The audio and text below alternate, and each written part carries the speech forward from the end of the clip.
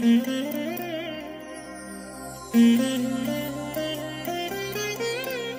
దినం పరము నుండి దిగివచ్చు మాట. ఇది నీ జీవితానికి వెలుగుల బాట. నీ ఒడిలో ఉంచబడిన దీవెనల మూట, అద్భుతాల ఆనంద ఊట. ఫిబ్రవరి 25 సంవత్సరమంతా మీరు బైబిల్ చదివి ముగించడానికి ఈరోజు మీరు చదవవలసిన లేఖన భాగము ఉదయం సంఖ్యాకాండం 9, 10 మరియు 11 అధ్యాయములు, సాయంత్రం మార్కు సువార్త 5వ అధ్యాయము 1 నుండి 20వ వచనం వరకు. క్రీస్తునందు నాకు అత్యంత ప్రియమైన దేవుని బిడ్డలారా, ఈ ఉదయకాల సమయంలో ప్రభు కృప మీకు తోడై ఉండునుగాక. ఎలా ఉన్నారు? బాగున్నారు కదూ? ఈ ఉదయకాలంలో ప్రభు యొక్క స్పర్శ మీరు అనుభవించారా?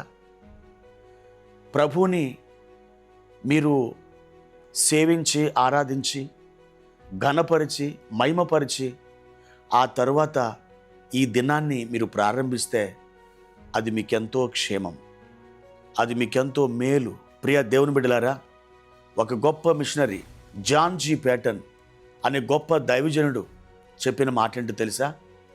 ఈ లోకంలో ఏ మనుషుని ముఖం నేను చూడక మునుపు నా దేవుని యొక్క ముఖాన్ని దర్శించుకుంటాను అన్నాడు.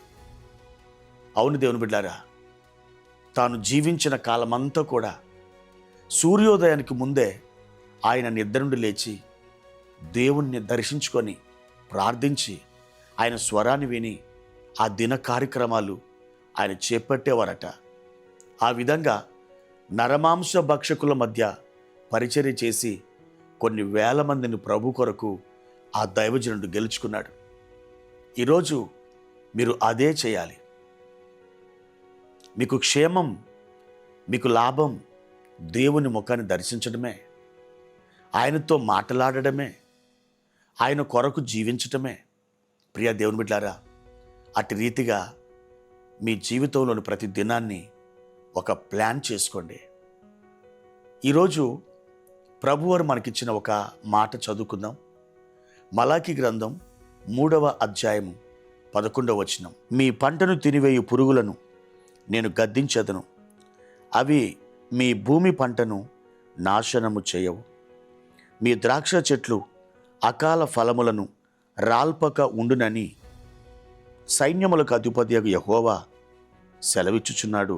ప్రియమైన దేవుని బిడ్డలారా, మనం ఎంతో కష్టపడుతున్నాం, ప్రయాసపడుతున్నాం, కానీ చేతికి ఫలం దక్కట్లేదు. ఫలం అందినట్టే అందుతుంది, కానీ నోటి దగ్గర నుండి చేజారిపోతుంది. కారణం తెలియదు. ఎందుకు ఈ నష్టాలు, ఎందుకు ఈ బాధ, ఎందుకు ఈ వేదన అని తలపోస్తున్నాం. సరి అయినటువంటి కారణం మనకేది కనిపించట్లేదు. అయితే అది ఎలా జరుగుతుంది? దుష్టుడైనటువంటి అపవాది నిన్ను టార్గెట్ చేసి నీ జీవితంలో నీ కష్టానికి తగిన ఫలం నీకు అందకుండా వాడు అడ్డుకుంటున్నాడు. అంటే నీ పంటను తినివేసే పురుగుల్ని వాడు పంపిస్తున్నాడు. ఆ పురుగులు సాతాను యొక్క దూతలు, దయ్యముల సమూహాలు. ప్రియమైన దేవుని బిడ్డలారా, ఈ ఆత్మ సంబంధమైన పోరాటంలో నీవు అంతకంతకు ఓడిపోతూ ఉన్నట్లయితే నిజానికి నీకు నష్టాలే కలుగుతాయి, ఏమాత్రం లాభం కలగదు. అయితే ఈ ఉదయకాలం ప్రభు నీతో మాట్లాడుతున్న ఈ వాగ్దానం ప్రకారం నీవు నమ్మినట్లయితే, విశ్వసించినట్లయితే నీ పంటను తినివేసే పురుగులను దేవుడే గద్దిస్తాడు. ఆర్థికంగా నువ్వు నష్టపోయావు, ఆరోగ్యపరంగా నష్టపోయావు, కుటుంబంలో సమాధానం విషయంలో నష్టపోయావు, ఇంకా నీ ఉద్యోగం విషయంలో, నీ ప్రమోషన్ విషయంలో, నీ వ్యాపారం విషయంలో నీకు అంతకంతకు నష్టాలు కలుగుతున్నాయి. దేవుడు అంటున్నాడు, నా బిడ్డ, నీ పంటను తినివేసే ఆ పురుగులని ఈ దినమే నీ కొరకు నేను గద్దించబోతున్నాను. దేవుడు నీతో సూటిగా స్పష్టంగా మాట్లాడుతున్న ఒక వాక్ ఇది. ఇది జీవంగల మాట. ఇది నీ యొద్దకు వస్తూ ఉంది. ఈ మాటను తీసుకో, ఈ మాటను పొందుకో, ఈ మాట మీద ఆధారపడు, ఈ మాటను గట్టిగా పట్టుకో. నీవు నీ విశ్వాస మార్గంలో విజయ దరహాసముతో ముందుకు వెళ్ళు. నిశ్చయముగా నువ్వు మేలు పొందుకుంటావు. దేవుని కృప నీకు తోడై ఉండునుగాక. ప్రార్థన. ప్రేమ కలిగిన తండ్రి, మహోన్నతుడా, మహాగణుడా, మీ పరిశుద్ధమైన నామానికి వందనాలు.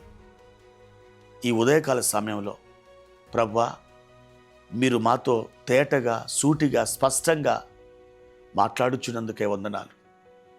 మా పంటలను తినివేసే పురుగులను మీరు గద్దిస్తానని వాగ్దానం చేసి ఉన్నారు. మా తండ్రి, మా ప్రియులు ఏ విషయంలో నష్టపోయారో వారు ఆ విషయంలో లాభ ప్రాప్తిని పొందుకుందురుగాక. యేసు నామములో వారు వర్ధిల్లి ఆశీర్వాదం నొందురుగాక. మీ కృప వారిని ఆవరించునుగాక.